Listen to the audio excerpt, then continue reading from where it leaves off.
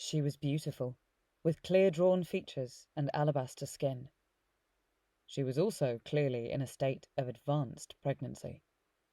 Jamie had gone white at the lips. "Jenny," he whispered, shaking his head. "Oh, Jenny Moncrief." Her attention was distracted just then by the appearance of a small child in the doorway, and she pulled away from her brother without noticing his discomposure. She took the little boy's hand and led him into the room, murmuring encouragement. He hung back a little, thumb in mouth for comfort, peering up at the strangers from behind his mother's skirts. For his mother she plainly was. He had her mop of thick, curly black hair and the square set of her shoulders, though the face was not hers. "This is wee Jamie," she said, looking proudly down at the lad. "And this is your uncle Jamie, Moncrief, the one you're named for." "For me? You named him for me?" Jamie looked like a fighter who has just been punched very hard in the stomach. He backed away from mother and child until he blundered into a chair and sank into it as though the strength had gone from his legs. He hid his face in his hands. His sister by this time was aware that something was amiss.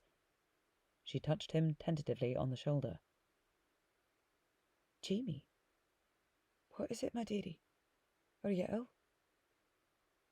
He looked up at her then, and I could see his eyes were full of tears. "Did you have to do that, Jenny? Do you think that I've not suffered enough for what happened, for what I let happen, that you must name Randall's bastard for me to be a reproach to me so long as I live?" Jenny's face, normally pale, lost all vestiges of colour. "Randall's bastard," she said blankly. "John Randall, you mean? The Redcoat captain?" "Aye, the Redcoat captain. Who else would I mean, for God's sake? You'll remember him, I suppose?" Jamie was recovering enough of his customary poise for sarcasm. Jenny eyed her brother closely, one arched brow lifted in suspicion. "Have you lost your senses, man?" she inquired. "Or have you taken a drop too much along the way?"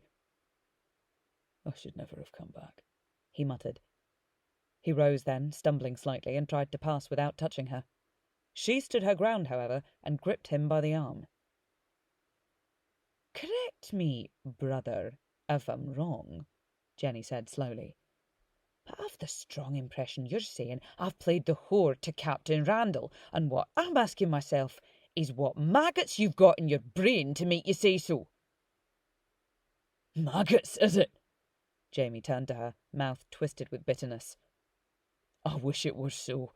I'd rather I was dead and in my grave than to see my sister brought to such a pass." He seized her by the shoulders and shook her slightly, crying out, "Why, Jenny, why? To have you ruined yourself for me was shame enough to kill me, but this—" He dropped his hands then, with a gesture of despair that took in the protruding belly, swelling accusingly under the light smocking. He turned abruptly toward the door, and an elderly woman who had been listening avidly, with the child clinging to her skirts, drew back in alarm. "I should not have come. I'll go." "You'll do no such thing, Jamie Fraser," his sister said sharply. "Not before you've listened to me. Sit yourself down, then, and I'll tell you about Captain Randall, since you want to know." "I don't want to know. I don't want to hear it." As she advanced toward him, he turned sharply away to the window that looked out over the yard. She followed him, saying, "Jamie," but he repelled her with a violent gesture. "No, don't talk to me. I've said I canna bear to hear it." "Oh, is that a fact?" She eyed her brother, standing at the window with his legs braced wide apart, hands on the sill and back stubbornly set against her. She bit her lip, and a calculating look came over her face.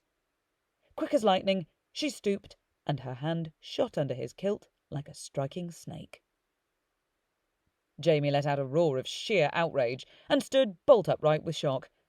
He tried to turn, then froze, as she apparently tightened her grip. "There's men as are sensible," she said to me with a wicked smile, "and beasts as are biddable. Others you'll do nothing with unless you have them by the bollocks.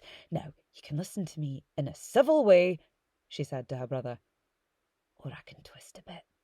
Hey,